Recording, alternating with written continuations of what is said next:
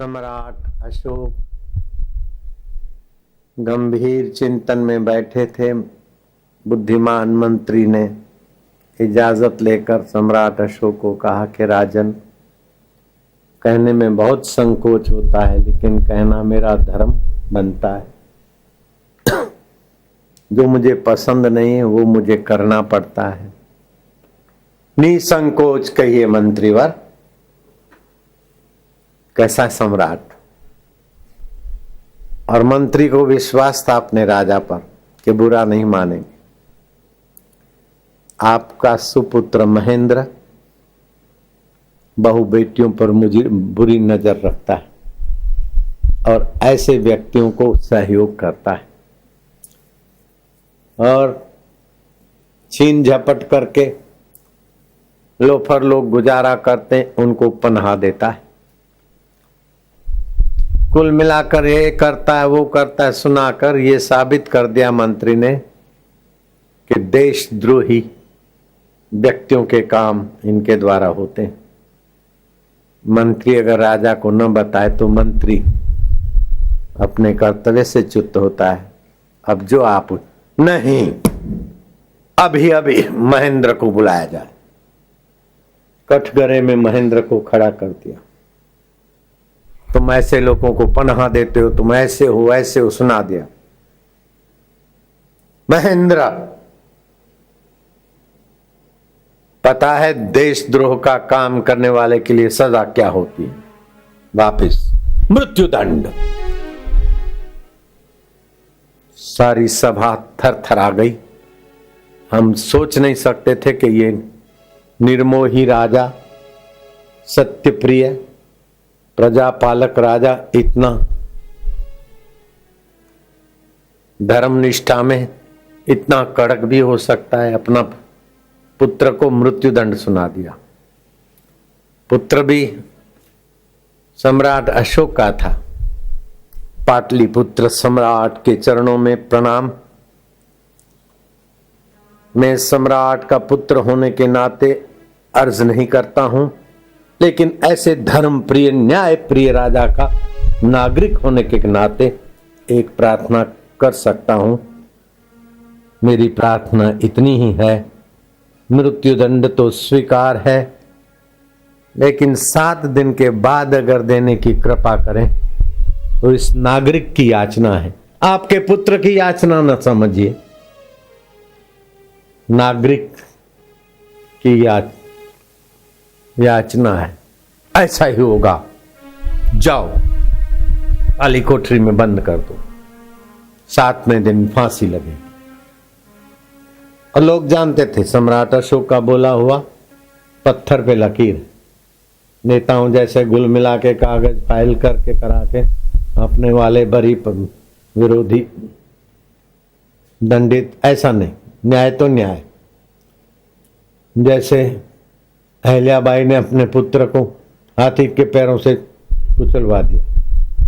By का नाम हमारा। नेकी कर कुएं में डाल, लेकिन नेकी कुएं में भी डालोगे तो वहां भी उगेगी, फलेगी, और बुराई छुपाओगे तो भी वहां फलित होती। अनजाने में महेंद्र ने नेकी भी की थी। संतों का दर्शन किया था, सत्संग सुना था। अनजाने में लोफरों की दोस्ती होते हुए भी संतों की शरण का अवसर मिला था। अंधेरी कोठरी में वो महेंद्र चिंतन करता है कि अष्टधा प्रकृति, 5 भूत, मन, बुद्धि और अहंकार, इनमें ही गुण दोष होते हैं और इनको मैं मेरा मानकर जीव सुखी होने के लिए ही संसार बंधन में फंसता है। लेकिन ये परिवर्तित है। पंचभौतिक शरीर, मन, बुद्धि और अहंकार। उस परिवर्तित अष्टधा प्रकृति को जो जानता है वो अपरिवर्तित, वही प्राणी मात्र का अपना आपा है। सो हम, वो मैं हूं, ऐसा चिंतन करना चाहिए। महापुरुषों ने कहा है और वही सत्य बात। जो कुछ दूसरा उसके अनुरूप सुना था। अंधेरी कोठरी में उस उजाले का अनुसंधान करते करते 6ठे दिन की प्रभात महेंद्र के लिए विजयादशमी हो गई। इस बार 6 तारीख को विजयादशमी थी। जेलर को बुलाया कि जाके सम्राट को कह दो कि 7वें दिन फांसी की भीख मांगी थी, लेकिन 6ठे दिन भी इस शरीर को फांसी तुम दे सकते हो, मेरा काम हो गया है, मैंने मृत्यु पर विजय पा ली। जहां सुख और दुख सच्चा लगता है वो बेवकूफी को मैंने सदा के लिए ज्ञान के प्रकाश से भगा दिया। जहां मरने वाले शरीर को मैं और मिटने वाली वस्तुओं को मेरा मानने की नालायकी थी, आपके नालायक पुत्र ने उस नालायकी को उखाड़ के फेंक दिया। ये सारी नालायकियां शरीर को मैं मानने से और अपनी मान्यताओं में उलझने से होती, और उस शरीर को जानने वाला चैतन्य को मैं मानने से सारी नालायकियां विदा हो गई। पाटलिपुत्र अशोक सत्संगी थे, सत्यप्रिय थे, उनके पास बुद्धिमान राजा मंत्री भी थे। एक से एक मंत्री परीक्षार्थ भेजे गए, सभी ने कहा 100 टच का सोना हो गया। अशोक प्रसन्न हुए, आकर सुनाया 6ठे दिन की शाम, महेंद्र 7वें दिन तुम्हें जिस समय फांसी लगनी थी उसी समय तुम्हें राज्य अभिषेक का तोहफा दिया जाता है। हम इस मोह माया से निवृत्त होंगे और तुम ये राज सुख भोगोगे। बेटे ने क्या जवाब दिया? न्याय प्रिय सत्य प्रिय सम्राट के चरणों में प्रणाम करते हुए महेंद्र उनका तोहफा उन्हीं के चरणों में वापस लौटाता है, क्योंकि ये तोहफा मेरे काबिल नहीं है। मुझे बड़ा तोहफा मिल गया संतों के द्वारा, मेरा पूरे विश्व में राज्य है, नन्हा राज्य में क्या करूंगा। जो विश्व का आत्मा है वो मैं हूं, जो विश्व में चम चम चमक रहा है, सूरज में, चंदा में, प्राणी मात्र की आंखों में, वही तो मेरा आत्मा है, मैं हूं। ऐसा मैंने पा लिया। अब मेरा इतना सा राज्य नहीं होगा। गिरी गुफा कंदरा नदी तट एकांत आश्रम, जहां जाऊंगा मेरा ही राज्य। नहीं लिया तो नहीं लिया राज, विचरण करते रहा फकीर। भारत में तो प्रकाश दिया, लोगों को ज्ञान दिया, लेकिन लंका तक उसके ज्ञान के सत्संग के प्रसाद से लोग पावन हुए, और यहां तिब्बत और चीन तक के लोगों को महेंद्र ने आत्मज्ञान के प्रकाश से प्रकाशित कर दिया। मनुष्य में कितनी ताकत है।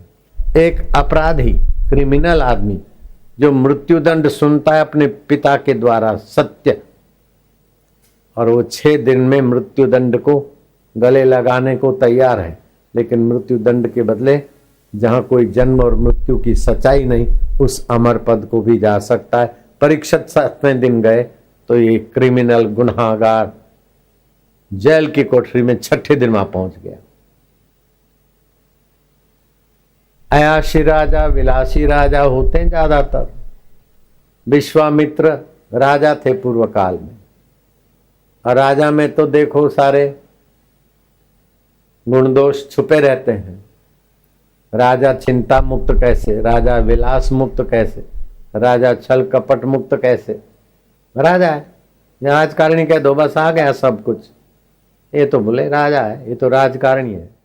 तो सम्राट अशोक राजा तो थे, लेकिन जो विलासी राजाओं में दुर्गुण होते हैं वो उस बादशाह में नहीं थे।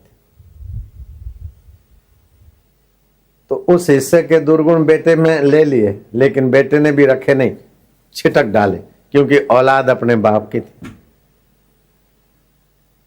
जयराम जी की नंढा भगवान वडा भगवान, पर आखिर रत कहजो जोगी रे क्या जादू है तेरे प्यार में, क्या जादू है तेरे जोग में,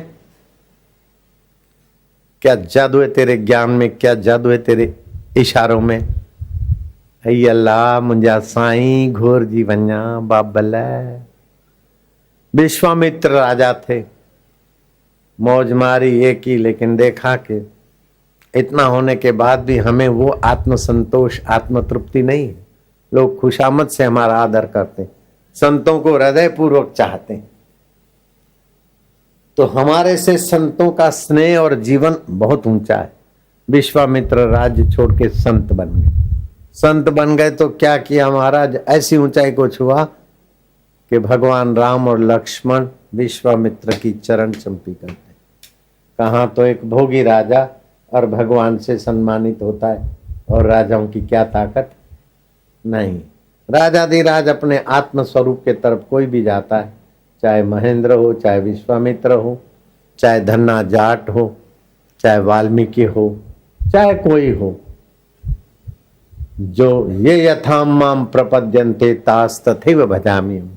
जो मुझे जैसे भजते हैं मैं भी उनको ऐसे ही भजता हूँ। तो शिष्य गुरु को आदर से जपते हैं तो गुरु भी उनको भजते हैं कि बेचारे भूखे न रह जाए, भागो भागो।